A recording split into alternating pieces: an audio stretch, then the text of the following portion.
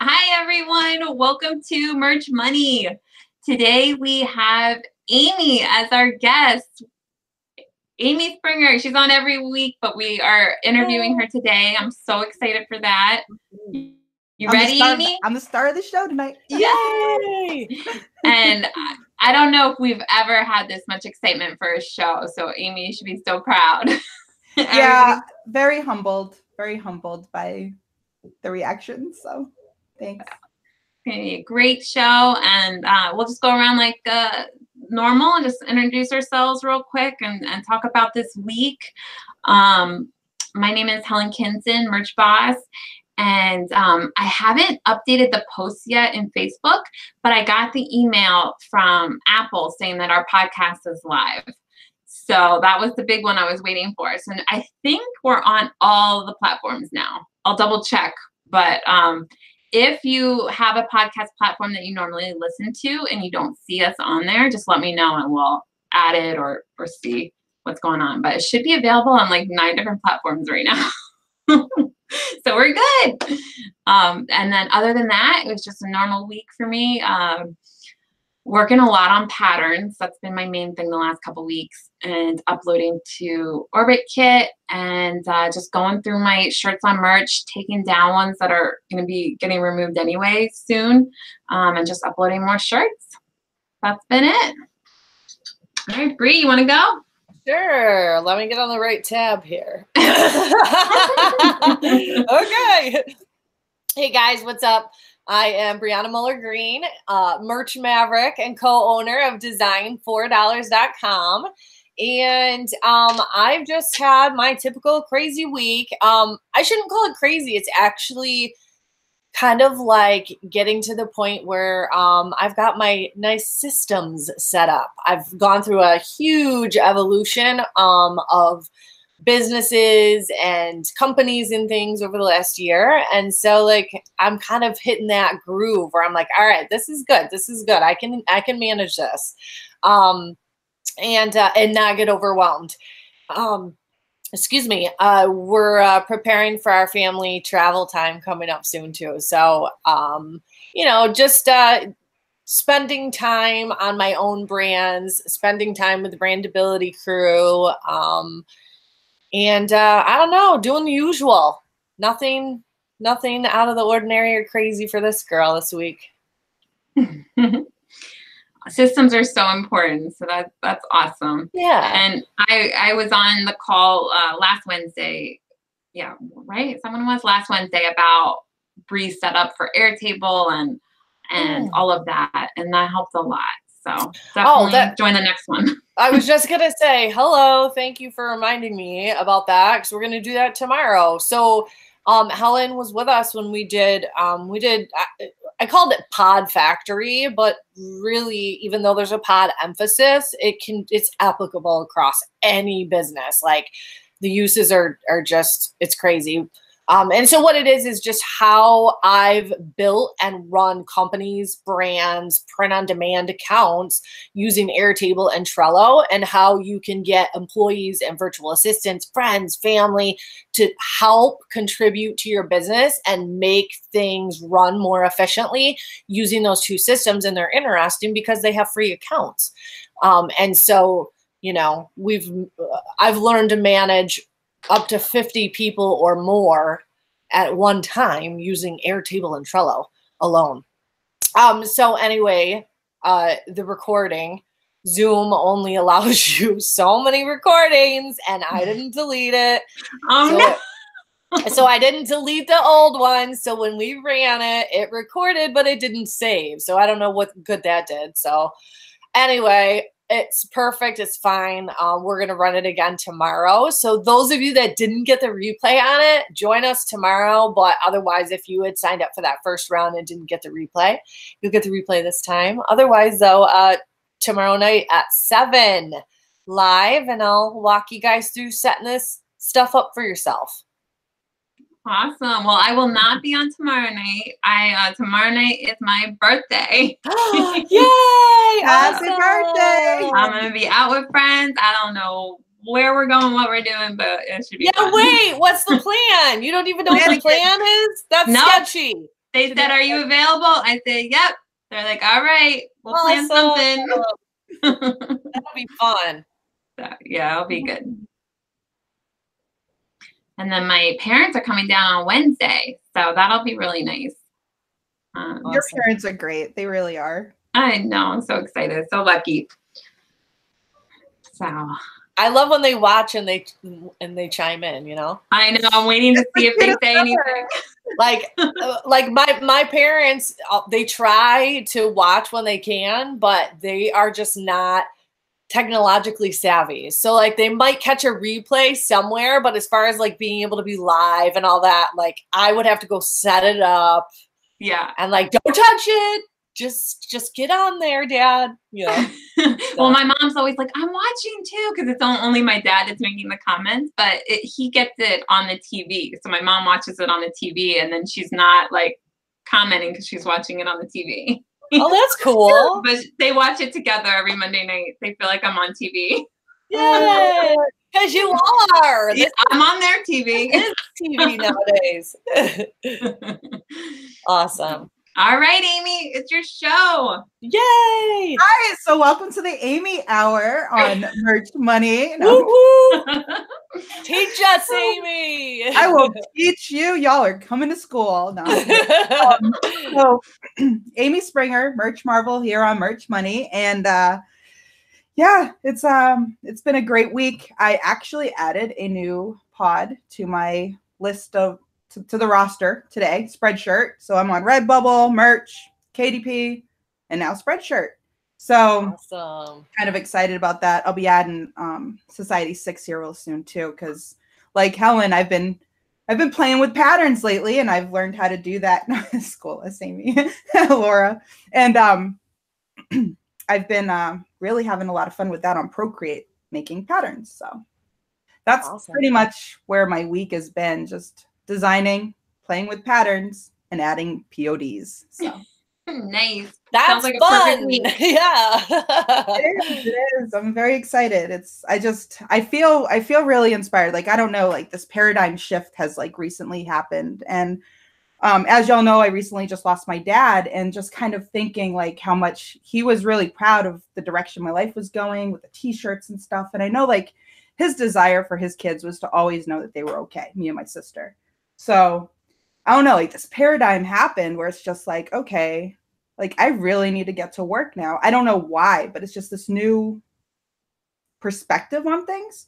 So it's like I'm hitting the ground running like it's Q4. And oh my God. Yeah, it's been pretty wild. It's like very refreshing right now. So well, you are amazing, and you just stay positive even when all of this happens, and you're able to turn your pain into like good things. Yeah, you know? I mean, I don't know. It seems like the natural progression. Like we were talking the other day, as far as like my dad was like concerned, and you're like, he wouldn't want you to be mourning all the time, because I kind of felt bad about that. Like, why aren't I like wearing black all day for like the next year? But you were right. Like he wouldn't want that. He wants me to like hit the ground running, which is exactly what I'm doing, and it's just really cool. So nobody has to like feel sorry for me. It's okay, but it's very much a really cool perspective that's happened, like the shift as far as entrepreneurship, print on demand, being able to build this empire. Like, what is our show? Like building $1 million empire, or one shirt at a time. Yep. But now it's like, yeah. And that's what we're doing. And it's just very exciting. And it's a very exciting time to be alive with all the different things that you can be doing. So yeah. And it's so exciting to see it just builds on itself, like where we all were last year to now. And it's like, imagine next year where we'll all be. It's like, it just adds. Yeah. Like I was like before the show, me and Helen were talking a little bit, and I had said, thanks for merch, because this is really like my first true taste that being able to make money at home, doing something that is something you enjoy. And it's like, wow, I'm making real money doing this. And this is just the beginning of all these amazing opportunities that are out there, just for us that want to be our own boss, work our own hours, set our own goals at our own computers. Like, it's really amazing. It really is. Well, Bree, do you have any questions first? I have like a million things to ask her. So do you want to cut in first or just have me go first? Well, actually, I was just going to chime in about the patterns. What was that app, Helen, that for people like Bree, that like you don't want to see my drawing, much less it made into a pattern. We don't want that repeated. Well, okay, so this is the Amy show, so we'll learn the correct way. But there is no behind the scenes, I was messaging Amy and Bree, and I'm like, so I really want to make patterns. I feel like that'll sell well on all these different platforms and PopSockets. And then I was like, how do you guys make patterns? And Amy explained how she makes patterns, and I'm like, okay, that's not gonna happen. So then I was like, I wonder if there's another way. And I just looked on apps, and there's an app called Patternator, and so I use that. So I messaged the guy who created the app, and I'm like, can I use this for commercial use? He's like, sure. And that's what it was, Patternator? Patternator. Okay. I didn't write that down. I hadn't heard of that. I like to know every way of doing things, because and this is what's going to be interesting about talking about Procreate, because someone suggested I get that for Luna. And Luna is finishing up first grade, so she'll be going into second grade next year, and she is just an artist. I mean, every single night we're drawing and coloring, and and so I want to learn enough to help her get into it. So it's exciting for me, but Mama's not going to do it. You know what's fun too, like with kids, like it's so natural. I don't know why, but like I've had my kids just play on Procreate without even telling them what to do. They'll ask me a question like, well, how do I get this behind? And we talk about the layers and things like that. But for the most part, I mean, you just give it to these kids and they take off running. It's amazing. Yeah, they're not afraid to press, the buttons. And hey, she's your daughter, so she's all right with pushing buttons. Oh, yes, she is. Yeah, I think that's great. Yeah, kids. In fact, I was actually looking on eBay at like cheaper iPads, and my kids' birthdays will be coming up in a couple months, and it's like, you know what? Maybe it's time. They're 8 and 9. So that's the combination that you would suggest, right? Like if we're gonna, I mean, obviously she'll be supervised and all that with the computer, but like a iPad and Procreate, right? Yeah, and I mean, you don't even have to set it up on Wi-Fi, so she can't access the internet. She can use it offline. So awesome. Yeah. Cool. In the comments, they're talking about Adobe Capture. That's another way to make patterns. So, I've used that one. That one's fun. Yeah, so I did that. When did I do that? I think when PopSockets very first came out, I found out about that app. So that was like almost a year ago. I don't know. It was a while ago. So with that one, you just take a picture and then it turns whatever you took a picture of into a pattern. And it kind of looks like a kaleidoscope pattern. It's like, it goes like that. The Patternator app that I'm talking about is different. It's like, all I do is take a graphic. So you make sure that you own the rights to the graphic. So, if you bought a batch of graphics, or I don't know, you somehow have graphics, you take those graphics and you upload it to Patternator, and it makes a pattern out of the graphic. So it doesn't change the graphic in any way. So if you have a picture of, I don't know, I did one of donuts, like you have donuts, it just makes a cool pattern with donuts everywhere. You can put them in different orders with different color backgrounds. And then I just export it out of there, bring it over to Over, sometimes change something about it, and then that's it. So that sounds fun. I'm gonna have to look that It's up. super easy, and you can do it with anything. You can do more than one graphic. So sometimes if I have things that go together, like, I don't know, I can't think of examples right now, but I don't know, flowers and butterflies or something. I mean, whatever you want. If you have two different things that go together, I think I did like an outer space one. So I did like rocket ships and different things. You can do more than one different graphic. So it looks good. I like it. And you can do all different formats. So it could be arranged different ways. Yeah, I'm gonna have to look into that one, because that sounds, patterns are fun. Like I've really been enjoying those too. And that sounds like it would even save time, which is always good. Yeah, Christina says she's gonna download Patternator. Yep, that's exactly what I use it for. She says she's going to do it for leggings for Redbubble. I'm like, yep. That's exactly what I use it for. Leggings for Redbubble. I don't know why it didn't occur to me, Helen, that you had just had this conversation with us about Patternator, right? So what do? I go and I'm too impatient to have anybody do it for me, right? I got to have a pattern right now. So I go to Photour and I'm like trying to do it myself by just taking a photo and hitting copy, paste, copy. And resizing it. Like, I tell you what. Listen to me, Bree. I know, but you know what? That's a really good example of when it's not part of your habit, right? Like when your habit is to do something different, then it's like, I don't know. Yeah. Can't get used to it.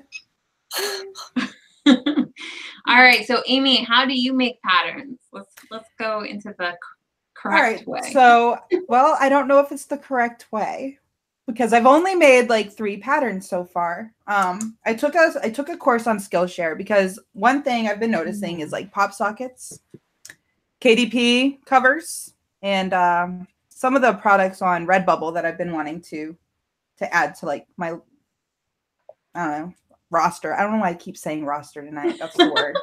But to my roster and patterns, it's just, they're everywhere right now. So it's like, okay, I know you can do it.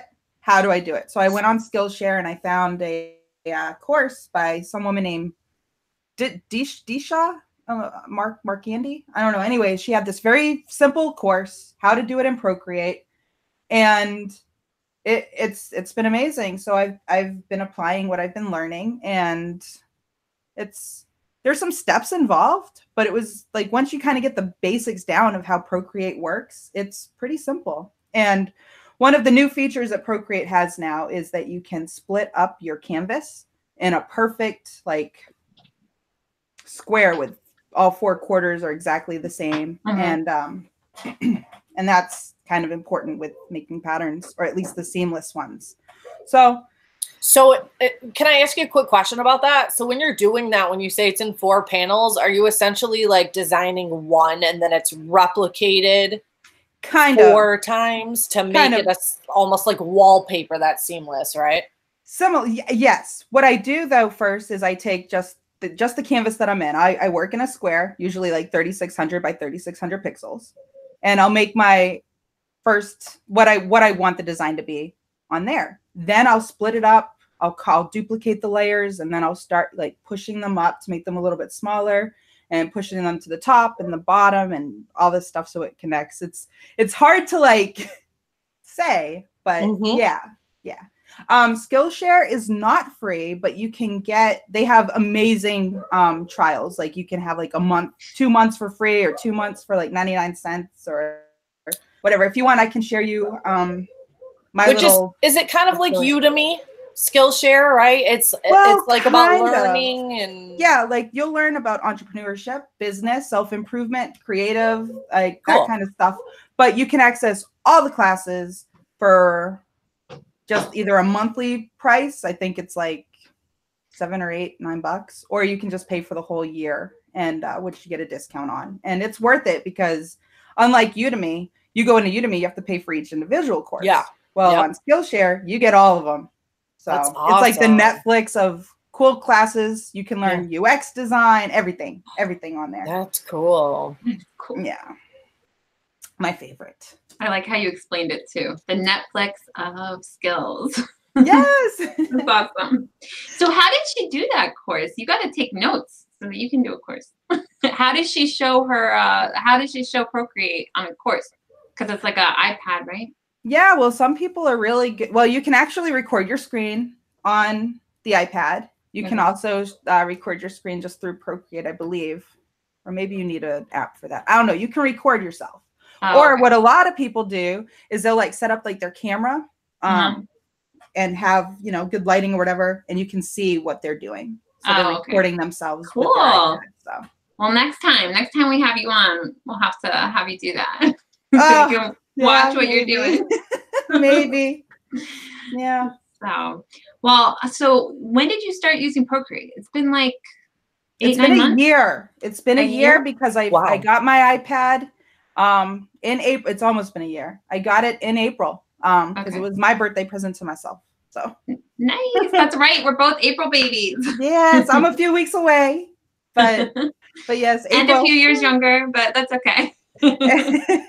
And so yeah, I've been playing with it for almost an entire year now, and it's been an amazing product. And I've been able to create more. I've been able to make my own graphics for print on demand, and it's been it's my favorite thing in the world, to be honest. Like if they say, hey, if you can only grab like 3 items when your house goes on fire, what are you grabbing? Well, I'm grabbing my photo album, my iPad, which is mostly my photo album, and my kids, you know. Nope. That's it. You're I'm like, out. Oh, sorry, I can't bring all of you. Like the iPad's like my 4th child, so. So I'm half kidding, guys. Like seriously, my kids would come first. So I know. I'm just kidding. What was I gonna say? So how did you learn it, or what do you think? What would you recommend people start with, or what's the first thing they should do when they get Procreate? Honestly, do what Brie does and just push all the buttons.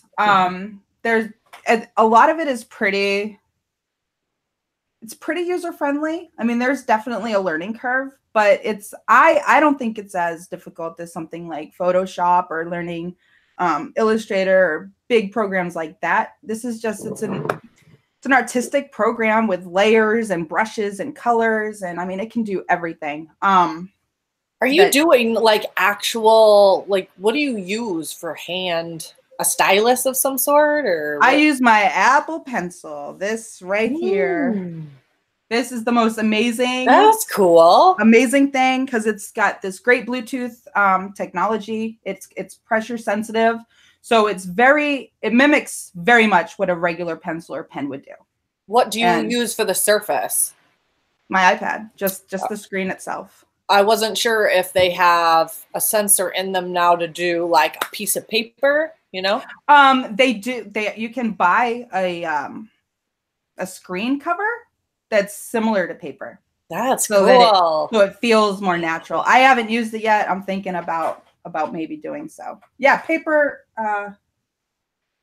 light or something like that it's called. That is neat. I love it. Somebody here in the merch community that I follow and I just have so much respect for is BJ DeLong. Yeah. All right. He's got his YouTube channel. He has a Facebook group now where he has weekly challenges, but for people that are using Procreate or other digital art methods. And I don't even think it stops there. Like if you even want to do traditional, you can. But he's teaching people how to use the program and how to become better artists. Like there are people that haven't drawn in like 20 years that are starting to watch his videos and apply the techniques that this guy is so willing to share. And I mean, they're creating some amazing works of art using Procreate and following him. So he's definitely somebody I would recommend. And I think his group is called Keep Creating a Share, Learn something. Anyways, look it up. It's really, really, really cool. I'll have to get the name. Awesome. Yeah, I think I ran across a YouTube video or something that he did where I was like, oh wow, that's really, really neat. Yeah, he's got a big heart for teaching too. Like he's very entertaining. He's a natural. Keep creating a learn, draw, share art community. And he's a mercher too. So really cool guy. Cool. Well, I know we're getting some good questions in the chat, and I know there was also a few questions on the Facebook group, so we'll definitely try to get to all of them. Christina's asking us, tell us about your merch journey. When did you start? How did you get in? Like, were you an entrepreneur before MBA? So I started in June of 2017. I dabbled in FBA for a little while, but that was more my husband's thing. I just kind of enjoyed going and looking at books and scanning them. So that's like my big thing in entrepreneurship. I believe it was in an FBA group, I think, where I heard about merch by Amazon. And so I signed up. And at that time, there was like this waiting period. So I didn't get in right away and I totally forgot about it. And then in another group, a friend of mine posted that they had finally been accepted in the merch by Amazon. I'm like, oh, I signed up for that. Let me go and see. And sure enough, I was in. I hit the ground running. And it's been a really cool experience. I was quick to learn. I've always kind of had a little bit of the creative, the eye for it, you know? So I started selling, and it's just getting better and better every day. So that's a little bit of awesome of that. I'm so glad you found it and you ran into it, because you've just taken off with Well, it. I was so afraid, because everything I was reading is you have to get your bank account information in, you have to get your tax information in, and you better upload or they're going to shut you down in 100 days or something, right? So I'm like, oh, heck no. Like, I see the opportunity here. I'm good. So I designed, and sure enough, I mean, people started buying my stuff, and it was like my first paycheck for merch was $19.80, and it was the coolest, almost $20 I'd ever made in my life, and I was hooked. So yeah. Nice. What's your history with art? Like, have you always just been gifted and talented and into it? I wouldn't call myself gifted or talented, but I've always thank you. Thank you. That is so kind. You are fantastic at it, and you're continuously working at it and becoming more fantastic. Thank you. You are very sweet. I've always enjoyed it. I remember, like, being a little girl, one of my favorite things in the entire world was getting a fresh box of crayons, Crayola crayons. And I mean, I've just always enjoyed drawing. In fact, one of my first things that I remember, I was in first grade, and I finished my spelling lesson or something early, and I got to go to the back where I had like all these stencils and stuff. And I made Goofy from Disney. And I don't know, I fell in love with art then, I think. So it's awesome. It's always been fun. I've always just really enjoyed it. Awesome. Let's see. This is an active chat today. Thank you, Rosemary, for putting BJ DeLong's group in the chat. And then Eric's asking about, his shirt got stuck in processing. Yeah, that happens sometimes. You can always ask merch if you want, and they might be able to get it out of processing for you. You can send an email, or do like what Emily said and just resubmit it. That's fine too. I feel like I almost always have one in processing. I think I've had one in processing for like 10 months. Yeah. And I'm just I have no idea what it is. Yep. That one didn't make it through, whatever. Hey, I figured if it's in processing, it's never getting deleted. So yeah. While I'm scrolling through here, do you have any questions, Bree? I'm just looking to see if we missed a question. I don't. I'm trying to think if I have any personally. I don't have any that I've seen as far as any of the posts that I've shared. Oh, somebody said if you like Patternator, you will also like Amaziograph, maybe. Ooh. Amaziograph. Now I gotta look that up or remember it. One either. Yeah. There's so many apps, and I'm sure like new ones will come out every day. Anytime I need to do something, that's the first thing I do is check if there's an app for it. Yeah, an app for that. And that's something too that you have at least knowledge about. I don't know what you do design wise on your phone, Amy, but do you have suggestions for people if they want to start designing on their phone, they're not ready to, for whatever reason, they're not ready for like a full-blown software tool or? Well, there is Procreate Pocket. Ooh. Yeah. That you can use on your phone, on your iPhone. I believe they're Apple exclusive. And that's kind of cool because it gives you some, I mean, you can almost do everything you can do on the iPad on your phone. Which, yeah, if you're not ready for Procreate, then this is like perfect. Like, who cares that you can't do everything because like it's a precursor to it. Exactly. Yeah, but I actually downloaded that back when Amy was first talking about Procreate. So when we first started the group, I downloaded it. And I think it was just a little too early on my journey. Like, I think if I tried it again now, I could probably figure it out. But at that time, I was just like, oh my God, it's too hard. Just like that. Just like that. Just like that. It's just like anything, though. I mean, everything has a little bit of a learning curve. Like nobody wakes up one day and they're, perfect at anything. So, but it's fun. Like if you enjoy color, if you enjoy, or even have the desire, I truly believe that anybody can be an artist. Yeah. Like and a lot even of if you aren't born with it, like nobody is. Well, actually, I take that back. There are some people that really are, but most of us, me, not. But if you really enjoy it, I think you can do it. If you can draw a circle, a squiggly line, a triangle, a square, I mean, that's pretty much the drawing blocks or the building blocks to drawing. So. Yeah. And I think you just have to get past certain little terminology and stuff. The same with like online business. It's like you have to learn MBA, means merch by Amazon, like all these little things. And it sounds confusing at first. And then you're like, oh, they're just talking about merch, or they're just talking, like it becomes easier. Like with the online stuff, I would get so confused with layers. And I was like, I don't understand any of this, like none of it. And then now I'm like, okay, layers are not that confusing. This is not that confusing. So it's like, I got to pick up the Pocket one again and see if I can do it now. Yeah, so once you use it. Yeah, and you build off of what you've learned. Like even if you've just started with the Over app, that's going to give you a little bit of an idea of how layers work, because sometimes you have to move your text down here and move this over there, and the masking and how to lay things out. Yeah. And then before you know it, I mean, that's that right there. That's like, okay, that's the first block to the foundation. And then is the Over app still like the go-to probably for like very, very basic starter? Someone wants to design on their phone. Absolutely. I still use Over. I think Over is an incredible tool because you can really, to put it in perspective, like with my merch journey, the first like 1,000 to 1,200 shirts that I've designed were all done on Over. And I mean, you can make some good stuff with there.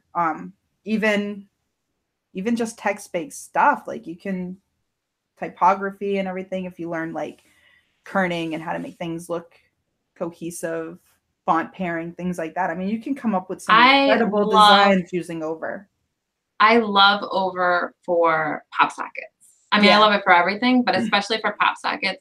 A lot of my shirt designs that were resized to PopSocket size, it ends up looking really good when you put it on like a cool background. So if you do like a background on the PopSocket and then put the words on it, it makes it more interesting than just the words on black. I don't know. It works. Or you can even just do the background by itself without any words. But and with Over too, they're very print on demand friendly. Very print on demand friendly. They have that in their FAQs in terms of service. So if you're like, well, I don't know if I can use their fonts, or I don't know if I can use their graphics, you can. Now there is like some stipulation. I believe it's like 200 sales or 400 sales or something. You'd have. It's been a while since I've read it, but they're very print on demand friendly, which is great for us merchers. It's the perfect thing to start. Like I tell people come to me, well, I'm not a designer. What can I do? And I'm like, I did it on my phone. It took me and that's the answer too. If the barrier is like, hey, I don't have a computer right now. Like almost all of us have a phone. Yeah. You know? So don't let not having a computer or an iPad or a laptop, if you're someone new, don't let that stop you. Yeah. Like, I mean, for me, I had to have been able to do it on my phone, because if I had to do it on my computer, that was never going to happen. I'm chasing 3 kids around 24/7. Like I didn't have a time to sit down. Yeah. So being able to sit there and I'm putting the baby down for a nap. Oh, let's make a shirt on my phone. And I mean, there was a time that's all I did. I would upload from my phone. I mean, a lot of time, but it works. It works. That's awesome. My brother does that. I don't know if he's watching, Nathan. Like I saw him at the beach and he was rocking his baby to sleep and like on his phone. And I thought he was like, you know, on Facebook or something. And I walk over and he's designing a t-shirt on his phone. Yes. It's like, oh my God, you're amazing. You got to steal those minutes, you know? Yeah. So, yeah, that's great. All right. Well, let me look at the, sorry, I'm getting my phone to look at the Facebook questions. I think it was just, do you recommend using any stylus other than just the Apple Pencil, or you just think it's better to stick with the Apple Pencil? Honestly, the Apple Pencil, there's nothing that's going to come close. Unfortunately, though, it's only compatible with certain models. So if you have like an older iPad, it might not work. I know it's like all the pros, you can use it. And they have 2 different gens now. They have the 1st generation and the 2nd generation pencil. So it depends on which Pro you have. In the 2018 9.7-inch iPad, just the standard, which is what I've been using, it works for that. The older models, not so much. But now they have it where the new minis, the new iPad Airs, everything is now compatible with the pencil except for the phones. So it'd be worth upgrading. I do know that there are, I watched a YouTube video a while back, and they were talking about another stylus that was also Bluetooth, that had Bluetooth technology that kind of helped with pressure sensitivity. It could work, but it's not going to be as amazing as the pencil. The pencil is literally designed for the iPad, and Procreate was literally designed for the iPad. So it's a perfect marriage. Perfect. And then let's see, Olivia had a question. What is the best way to write the title for more visibility and sales? Okay. Well, what I do, and I'm not even sure if it's, the correct way. Say for instance, I made an Easter shirt. All right. And it had like a bunny on it. Actually, you know what? I'll just bring up one that I did. Follow the bunny. He has chocolate. Okay, that's a shirt I've made. It hasn't done anything, but I made it. I titled it "Cute Easter T-shirt for kids or women or whatever." It depends on what the Amazon search bar gives me. I'll put the very generic long tail in the keyword, add gifts on the end, and then in my bullets is where I'll mention the title, the niche, and all of that information. But I mean, it depends. Sometimes I'll write the title or the whatever's on the shirt. I don't know. I don't think there's a wrong way to do it. As long as you're hitting keywords, like I think it's really important you get your best keyword, your best 1 or 2 keywords in your title. Yeah. Look at little Miss Data over here. I'm like, yes, Amy, yes, go on. No, like it's literally nailed it. Like that was perfect. And I think that's a big tip that you don't, because this is what I still fall into, is that you I have the temptation to say follow the Easter Bunny as a chocolate, like as the title, because that's what the shirt says. So I do that still. It's just a habit. Yeah, it's very hard to break it. Every now and then I'm like, well, and I don't know about every now and then. I would say about 10%. Knocking them out real quick. Yeah, 10% of the time or so, I research and do it correctly and don't do the title of the shirt as a title and do more just the keywords. But the other parts of the time, I'm just like, title this shirt. So, that's a good lesson, because it wastes time if you don't do that, because it won't be seen as much if you don't put the keywords right in the title. And if you just honestly, I think it's worth testing. I think it's worth seeing. Okay, if I use just the generic long tail in the title, is that going to get it shown better than just writing the slogan that's on the shirt? Because honestly, if you just put the slogan on the shirt, you're going to, or you should be indexed for Easter Bunny shirt. Or chocolate shirt even. Yeah. I mean, it definitely sells. I mean, I sell shirts with exactly what I put on the shirt as a title. They do sell, but it's like, would it have sold better? Would I sell more? Because a lot of my shirts, I'm like once a month or once a week or something, not a lot of sales. So would it have gone further, done better if I didn't do that, didn't put exactly what I wrote on the shirt as the title? So yeah, definitely play around with it, learn it. You don't, there's no rule that you have to put exactly what the shirt says on the shirt. I mean, as the title, it could be in the bullets or wherever. Yeah. I always, in my second bullet is where I usually put what's on the shirt. Yeah, second bullet. So all the way down, not even your first bullet. That's good. No, I don't know why. That's how I've done it. And then what was funny is I was listening to Neil Lasson in one of his, I don't know if it was a YouTube, an interview, or just an over the shoulder.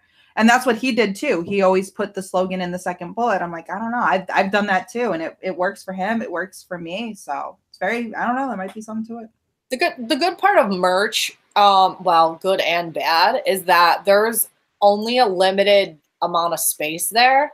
Whereas in Amazon Seller Central, there's an actual back end to things. Yeah. So basically, if you get your keywords in there, on the merch side, that merch template, if you get your keywords in there, you're good, because it scans a lot of the search algorithms. If you just go to Google and type in like a question, like, you know, what do they scan in a listing? They start with typically the title and brand, and then it works its way down and then into the back end, if there is one.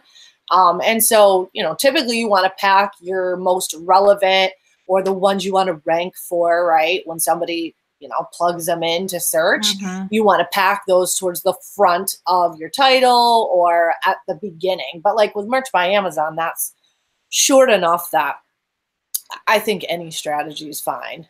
You know, when you get to Amazon Seller Central, you can do like these product descriptions that are like absolutely huge, right? And then go to the back end and adjust the keywords. And then you know, there's a lot more involved thought process wise when you have to do it that way, but definitely that'll make my mind explode right there. Yeah, it's crazy. I like the short and simple to the point. Yeah.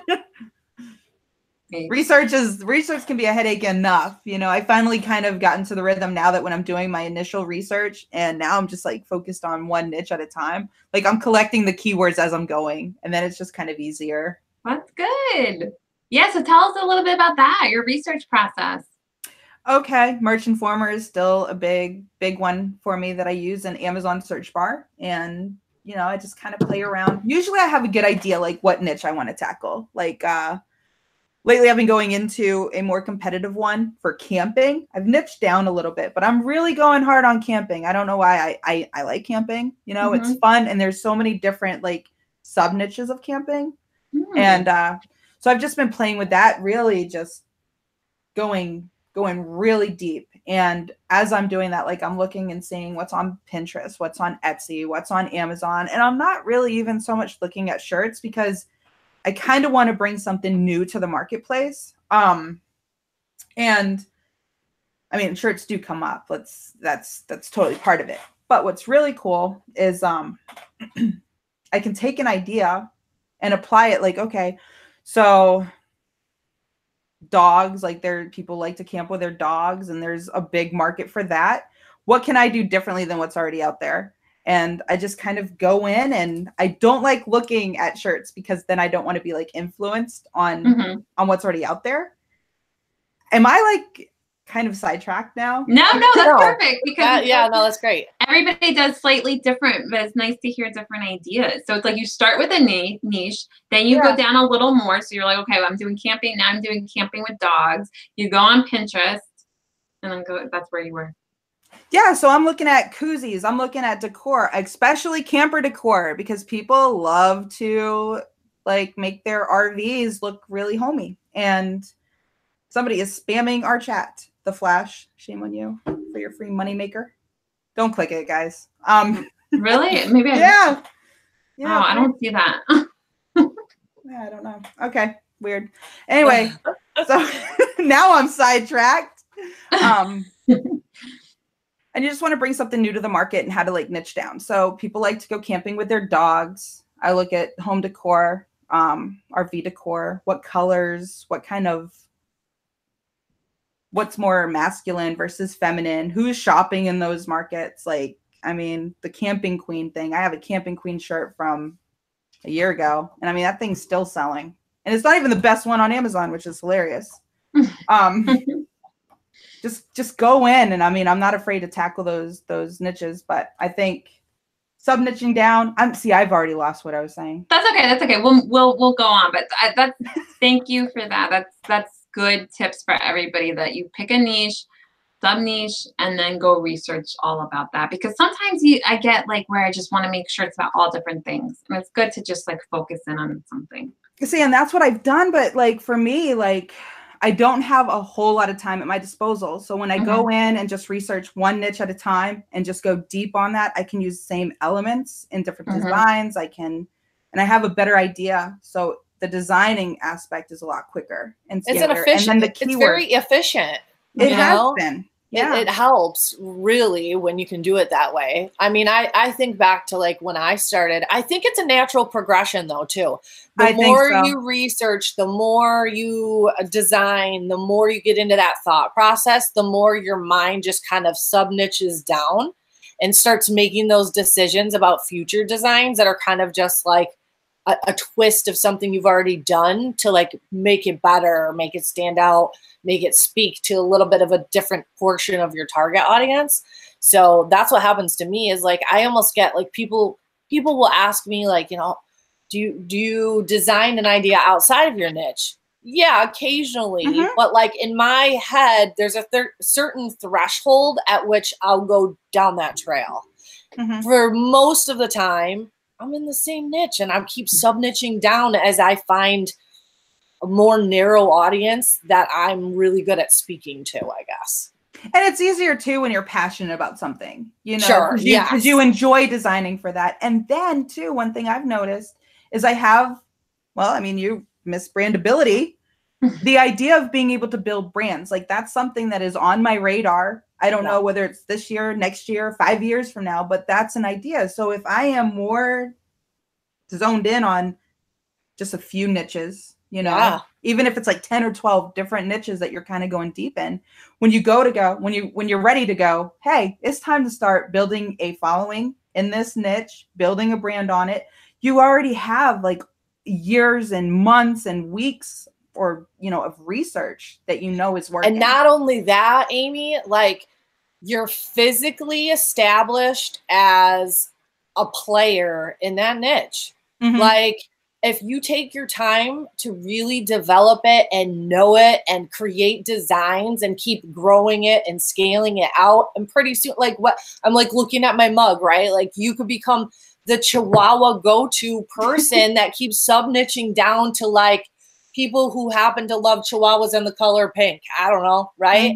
And then like good luck to the copycats, right? That pick one or two of your designs. Who cares? Because you're the one that owns that area, that sub niche, because you've taken that time to look at it over the long term, right? And that's another thing. It is really good copycat repellent because they're not going to take the time to research into these niches. They're going to see one or two of your good selling shirts or whatever, and they're going to try to replicate that, but they don't understand the niche because they didn't put the time in to figure it out.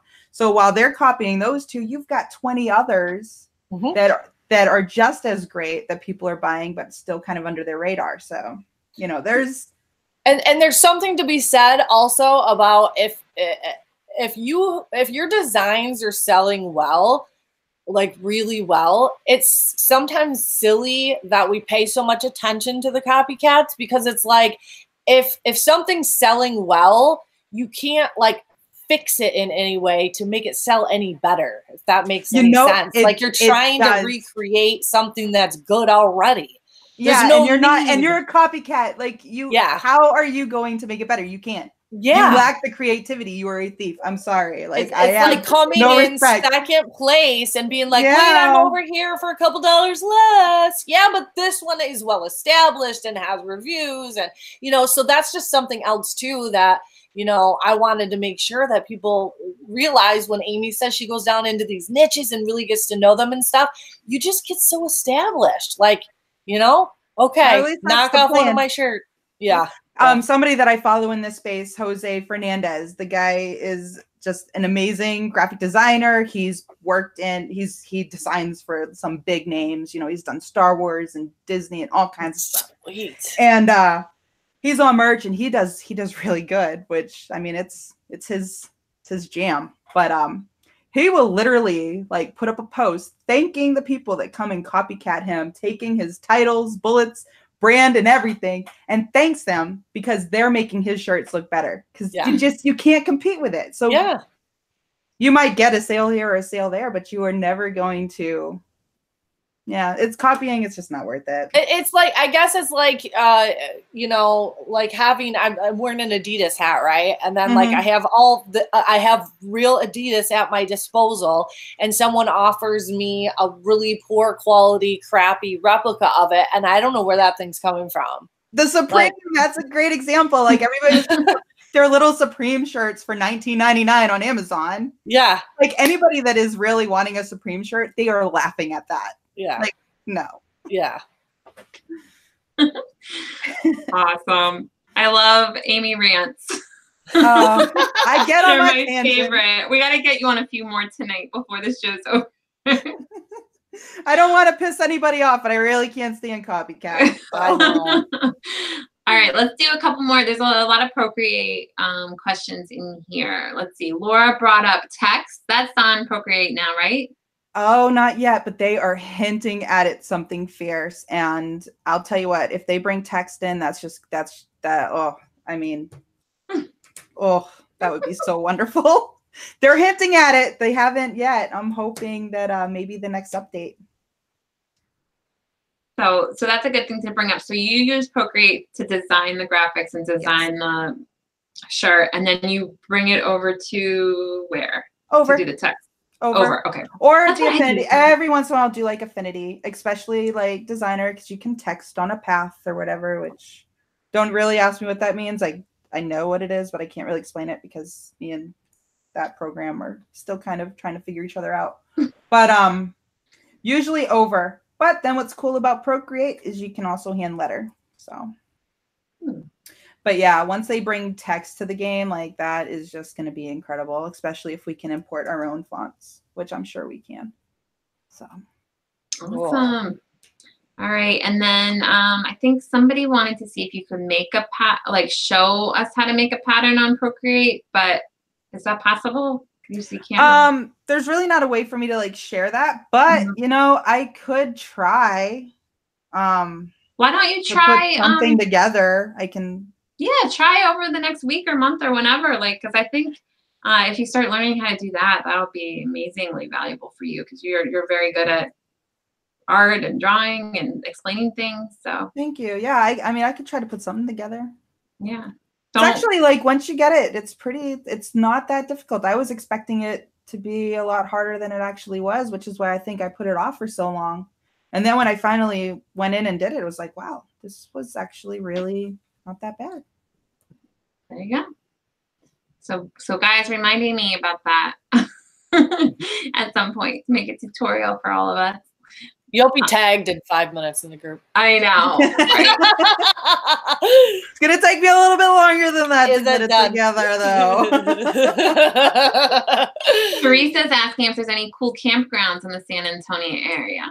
There are, but my favorite campground around might be here, getting a visitor. I know. That would be great. I would love to. Teresa, you got to let me know when you're going. Maybe we'll go down south as well. That'd be great.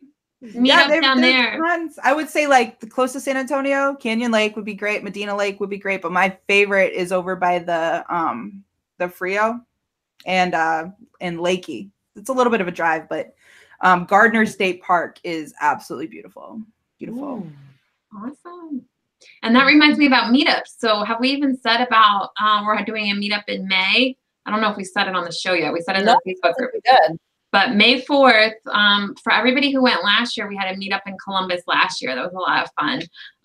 So we're going to do the same thing again this year. So if anybody lives anywhere near Columbus, you guys are all invited.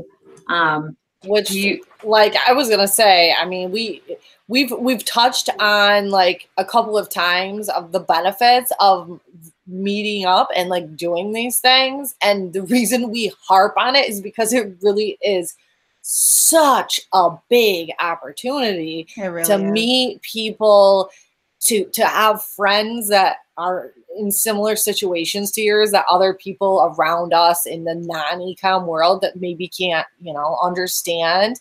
And, when Helen approached me about helping last year, I ended up meeting Christina, who, like, thank God, like, she came into our life. Like, she's our lifesaver over at Design for Dollars. Like, she's amazing and pretty much runs a show over there. And to think that I met her, by, yeah, sure, I'll go to Columbus. Let's do it. Let's do a merch meetup, like, it's amazing. I love that about Brie. She's always just up for everything. Like, oh yeah, sure, let's do it. Yeah, like why not, so right? Great. And then we met so many people there that ended up being guests on our show. And then same with like the UK meetup. Like the next like 3 or 4 guests we have are more of the speakers from that UK event. So expect more British accents. Amy and I were talking about that. More British accents coming up. I'm getting used to it. On. I love to listen. That's why don't ask me if I have any questions. I don't. I just want to listen. Yeah. I have a shirt for that. I feel like anything that comes up in conversation, I can now say, I have a shirt for that. Yeah, you have quite the catalog of shirts. Yeah, my shirt is like, if I had an English accent, I'd never shut up or something like that. Like, now, I have a question. Like, when you went to UK for the conference, were people like, oh my God, I love your accent? No, nobody. Oh, I don't think anybody loves an American accent. Oh, no, but you know what's weird? Do I have an accent to you guys? Sometimes. No, and I don't know like what kind of accent, but you do have, I don't know. There's like this drawl, but it's not like a Southern drawl. I don't know. You do. Yeah, I've people have said if I traveled south in particular, but you're a Northerner originally, right? Originally. Yeah. Oh, all of us. I was gonna say Southerners have often said to me, "Oh, you have a little bit of an accent. Where are you from?" New York. Yeah. Not that New York. The other Western New York. Everybody thinks New York is like literally New York City, which no, thank you. New York's actually beautiful. When we were driving up to Boston, we ended up driving through New York City at rush hour, scariest damn thing in my life. When it was time to go back, my husband's like, we are not going through New York City. I'm like, no, we're not. And we went through the state, like, and oh my gosh, so beautiful. There was snow and everything. Oh, it was gorgeous. Yeah, there's a lot of beautiful, beautiful, like untouched almost areas of New York. And right into the Pennsylvania border. Mm-hmm. Beautiful areas there too. Yes. Everybody's saying they're happy they went to the Columbus meetup. Christina said, best decision I ever made. I almost chickened out at the last minute. And that's good to say, Christina, because I think a lot of people feel like that. They don't want to go to meetups or conferences that are afraid they're not going to know what to say or like be. Just like me, right? Like Helen always says, like, I couldn't believe it. Guys, you have to sound to be, you know? Yeah, you have to realize we're all just regular people that are nervous too. So it was like, I'm pretty quiet when you meet me. It was so funny. Which I can't get my mind around that. But then like I am the same way, so I get it. And once I get comfortable and going like this, I'm like, right? And I'd be just like Christina. I'd be like, my cat's sick. I'm just not going to be able to make it. They're spitting up hairballs over here. Sorry. And then you miss out because honestly, like every time for me personally that I've stepped outside of my comfort zone has usually always been just an incredible experience. Yeah. Yeah. But it's hard sometimes. Listen, I have a list a mile long of excuses for not attending events, right? Like when I started in the journey, I'm very open about the fact that I was not comfortable. I really wasn't. Yeah. And I know it's easy for me to say now because I'm comfortable doing it, but I was not comfortable traveling. I was not comfortable going to conferences. I certainly wasn't comfortable speaking at them. So like, for me to have to like, I don't know, put myself into a situation where I didn't know anyone and I'm going to have to like walk into this room and like find somewhere to sit and find somewhere to, someone to talk to. Yeah. Once you just go and do it, there's so many people just like you and they're having the same exact worries that you're having. It's like the whole like pulling the Band-Aid off. Like once you do it, it's like, wow, it really wasn't that bad. And then like you feel, I don't know, for me, like whenever I've stepped out of my comfort zone in a big way, and I've ripped the Band-Aid off. I'm like, man, can I do that again? Like, and we're all in this industry for a reason. Where there's a common thread between all of us that there's a reason we all do this. Mm-hmm. And, that's not something you always find if you just walk into a random room full of people. But when you have these meetups where it's specifically people that are very similar to you, it's, great things can come from that. And too, like, I can't speak for you guys, but I know like when we first started this show, when Helen approached me asking if I'd be on, I talked to a few people first because I'm like, I don't know. And they were like, oh, you have to. So I said, yes. I was nervous for like the first 3 months on this platform. Like every time I get on, I'm like literally butterflies. Yeah. Now it's like, I look forward to it every week. Yeah. But it's hard So sometimes, but it's always good. Like, I think and Helen, I gotta be honest, like I don't think I would be doing this either if you hadn't asked me, and then I was like, I don't really know what we're doing, but all right, let's kind of do this thing, you know? Because I felt the same exact way, like to just get on and have anything to say. I didn't even know who you people were. Yeah, yeah. And then like to be on here for an hour and like, what are we gonna say? You know, like the preparation of just getting to this hour and having something to say, like it's so different now. Yeah, it was such a good learning experience for me because I was like, I just decided I wanted to start it because I was just frustrated that it was just so many guys had started things. I'm like, how come I can't do it? How come there's not enough women on YouTube? How come there's not enough women starting conferences? Why are they like, I just one day was just frustrated. I'm like, I'm just going to do it. But I was like, but I haven't talked in any of the groups. I'm like, this is impossible for me to start it. I don't know anyone. And I'm like, well, I'll just start messaging everyone I know. And then I was like, darn it, they're all saying yes. I didn't know anyone, but I think you messaged me and you were like, you might not know me, but you definitely don't know me, but how would you like to do a YouTube show? To this day, I have no idea how any of you said yes. I'm like, that is the most ridiculous thing I've ever heard, to just message everyone in the Facebook group and see if they want to do a YouTube show with you. Oh my God. It was. And here we are, we're almost celebrating a year. Like, say that. Yeah. Yeah. See, we're even talking for each other now. Yes, we are. Well, and I think, what I was starting to say about the meetups, about like, you feel like everyone is going to be more experienced than you. You feel like they're all going to know what they're doing and you're brand new and you don't know what you're doing. And you have to remember, like, first of all, merch has not been around that long. So all of us are fairly new. And second of all, just like what Bree was saying, like the reason I just blurted out like, oh my God, you're shy, is because I looked up to Bree so much and I thought she was like some kind of superhuman hero, who I still think that.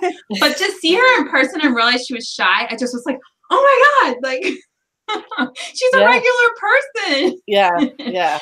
So I just like blurted out like, oh my God, you're shy. And I'm like, oh my God, it probably made her so uncomfortable. But I just was so shocked. I couldn't believe it.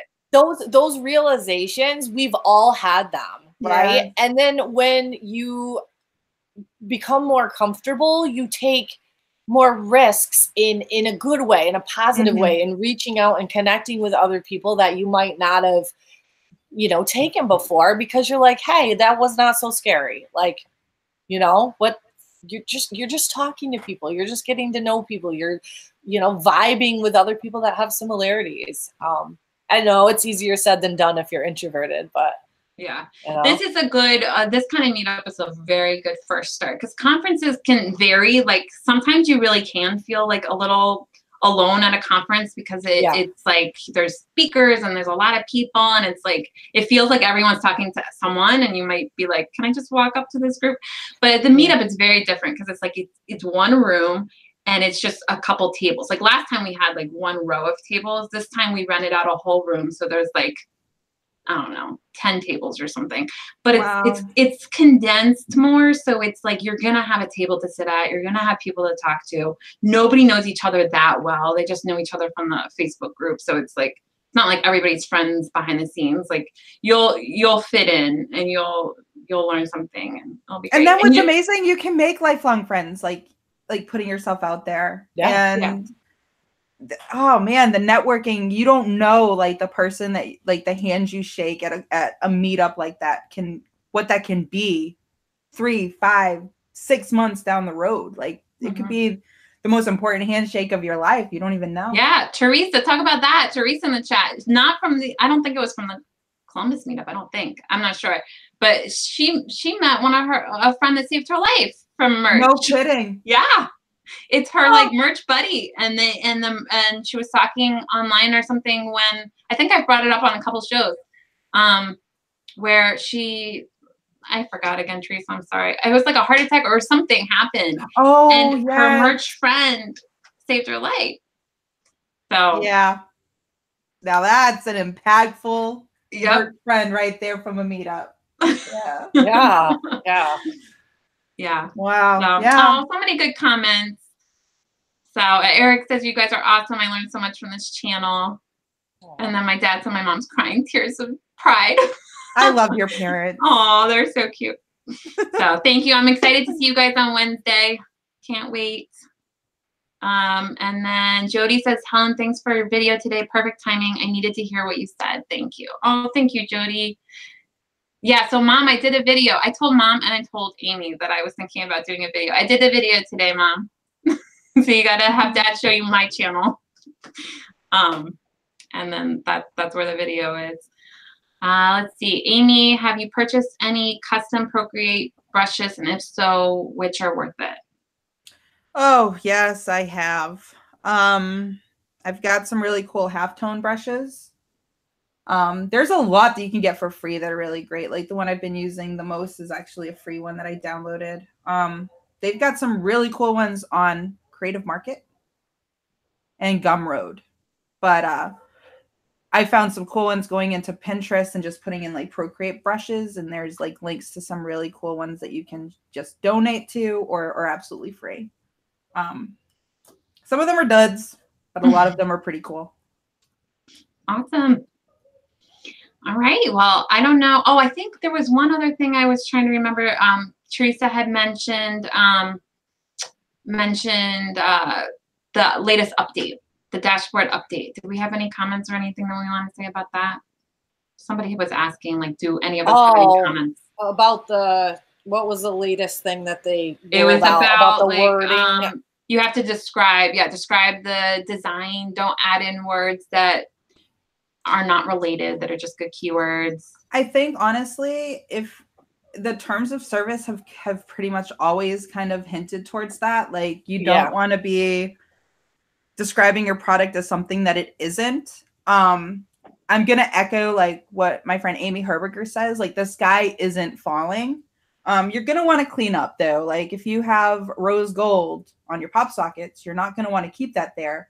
If you're using words like glitter, even if you're using faux glitter, guilty, get rid of it. I know people are like, what about distressed? Well, okay, this is my opinion. So just leave it at that. But Amazon was really good to mention which words are to really look out for. Glow in the dark. Basically related to the fact that they can't replicate that in manufacturing or printing. Exactly. Yes. There is no way Amazon would say, would give you a hard time about distressed and forget to mention that in that section, because distressed is one of the most popular words and designs on the platform. So if you have distressed shirts and you're kind of freaking out about it, I honestly wouldn't. I know I've seen a lot of people that are worried about that, but Amazon would not forget to mention the importance of that. So I think you're safe. Just describe what your shirt is. And if it's a glow in the dark, you know it doesn't glow in the dark. So take the little glow in the dark blacklight shirts down for the rave, because it doesn't glow in the dark at the rave. It's as simple as that. If it doesn't do what you say that it's doing, like it's not glowing in the dark, pull it off of there. Is it glittering? Exactly. Glitter. It's DTG printing. Okay, there's no glitter. There's no foil. It doesn't glow in the dark. It doesn't do anything special. So leave it at that. And Amazon knows what they're doing, and there's a huge market for all of us. So even if you're kind of concerned about your rose gold PopSockets, that is such a small part of it. And I think it was Erin Sheeran. I can't say their last name. I'm sorry. Sheeran. But even she's like, it's such a small part of the whole. It's okay. But I can understand where people are coming from, because it feels frustrating when you have like so many listings and you're like, what do I need to take down? But like you said, I'm happy that they said specific words. So if you have any of those words that they specifically mentioned, then go through. Because I mean, especially in the beginning, I was using glitter all the time for PopSockets, and I was really upset because I was like, glitter is like the best keyword. But it's once everybody explained it, I'm like, it does make sense. It's not actual glitter, and it's like, it doesn't come out looking as glittery as the picture looks. So yeah, just be careful. Synonyms if they like if your glitter looks kind of speckly, I don't know, like. But yeah, you can't. It's not the keyword that people are looking for. But you just have to be. you just have to realize it's not going to print the same. I mean, so the very first few, I think I did like 3 or 4 glitter PopSockets right in the beginning before I knew you couldn't do that. And I did end up getting quite a few returns on those. So because I bought one myself. Remember, I bought one myself because it was like I mean, we'd had PopSockets a week, and I'm like, I want to see what they look like. So I bought one of my glitter PopSockets, and I came back and I showed a picture to you guys, and somehow with the picture it looked a little better, like it took a better picture. But in person, I'm like, this doesn't look very good. Yeah. Yeah, like you order glitter and you're expecting this like shiny, glittery thing. It doesn't look. Yeah, and you don't get that. It doesn't look like the picture very well. Now, what do y'all think about the keyword stuffing part? Because I'm kind of excited about that. Yeah. Well, here's the thing, though, is like this raises the question, I think, at least for people that are new to this space, is they need to learn the difference between keyword stuffing and SEO as well. Mm-hmm. Because there is a major difference between using good SEO strategies and keyword stuffing with every holiday and every relative on the planet. And it doesn't pertain to your, to your listing. But there is some level of SEO that's not only okay, but necessary. Mm-hmm. Like when Amy was, talking about the Easter shirt at the very beginning. Yeah. There are keywords that are going to be necessary. So it's important to learn the difference. Yeah. And basically anything that isn't talking about the design. And again, it's almost like obvious stuff, right? Yeah. If it doesn't pertain to this design, don't mention it. And here's the funny part. Guess what happens when you do? You just train the algorithm that your listing does not pertain. So when you're not going to bring stuffing, it up. When you're keyword stuffing, you are pushing yourself down, because every time I look for birthday shirt, right, and yours comes up, I'm like, that's not a birthday shirt. So I don't click on it. So I tell the algorithm that's not a birthday shirt. That's not a birthday shirt. And then what happens is the algorithm pushes you down in search. And so the keyword and it just stuffing gets confused. It doesn't know what your shirt is. So it's just stop showing it altogether probably. So yeah. You know what frustrates me though is the ones that keyword stuff the heck out of their listing and they have like a BSR of like 20. Yeah. I'm just like, you dirty dog. Yeah. Yeah. So that's what we got to figure out exactly. But think about this though. Think about the fact that they could potentially create the listing, share it on some social media site for a ridiculously low price, then come back in the back end of it, like a one-time shout out to this link, and then come back in and edit, and then add all these keywords. And so now they've kind of planted themselves in merch. They've got an awesome BSR because they've sold a ton of them. And now let's firmly plant ourselves in there by spamming with all the keywords. That's my theory behind what they may have done. Maybe. Because you know what? I will admit, in the beginning, I kind of did it. I was like, t-shirt for dad, t-shirt for cousin, and holiday and birthday and Hanukkah and Christmas and Fiesta and Cinco de Mayo, and none of it applied. Well, when you don't know better, sometimes you might think that's being like thorough, right? Because like thorough. Yeah. Absolutely. Yeah. I think try to make just complete sentences. I think that's a good rule of thumb, right? Like that makes it doesn't seem like keyword stuffing when it's a complete sentence. Yes. Basically, keep it to the design and the niche, right? Keep it to the design, keep it to the niche. Make sure readable. You can read it in a sentence, and that you should be good to go. Yep. So, all right. Well, guys, we're already way over an hour. Do you have anything else you want to say? Amy, anything that we haven't covered yet that you wanted to talk about? This was fun. I love to talk Procreate. If any of y'all have any questions, y'all know how to reach me in the group. You're welcome to message me. Yeah, I love Procreate. This was fun. And Young's in the chat. Hi, Young. Hey. Young was one of the original people I was watching to learn about Amazon FBA way back in the day, and then learned a lot about merch from him. So thank you, Young, for all that you do, and thanks for watching. All right. Anything else? Oh, wonderful podcast. And she said the word podcast. Thank you. Guys, if you missed the beginning, we have a podcast now, and it's on all platforms. If it's not on a platform that you watch podcasts on, let me know. But it's on ones I had no idea existed. I had no idea there were so many platforms. Now, supposedly too, with that, like it's really important, especially on Apple, for people to like rate your show. So just go in and rate it. Like just 5 stars because we love you. It just got on Apple, I think today. It might have been yesterday, but I think it was today. So if you guys go in and watch it and like it today, that's got to be good. Our very first day. Yes, so good. Awesome. Yeah, so give us a rating, like our shows. I didn't even and don't forget we have the 1 year celebration. 1 year celebration. Yes, and I am going to copy and paste all of the contests.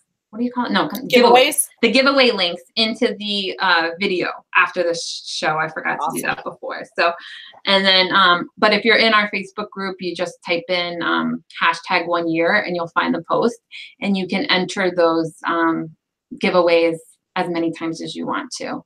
Several $1,000s of things that several $1,000s of prizes. Amazing giveaways. So much good stuff. Like I'm literally jealous. Aw. So yeah, Emily says, woohoo, 1 year. I can't believe it. Yeah. We're 2 weeks. Next week we have Ugar on. He's one of the guys I met at the Merch UK event. He has a company called All Over Print. And AOP. AOP. They have amazing products. Sequin pillows, all kinds of stuff. Awesome. So yeah, we're excited for that one. Oh, cool. Teresa says she just checked Castbox and it's on there. Yeah, like us everywhere, rank us everywhere. I don't even know all these platforms, so one day I'll be like, oh, we're on Castbox. Awesome. So, all right, and like this video too. And thank you guys so much. We'll see you next week. Thank you. Bye, everybody.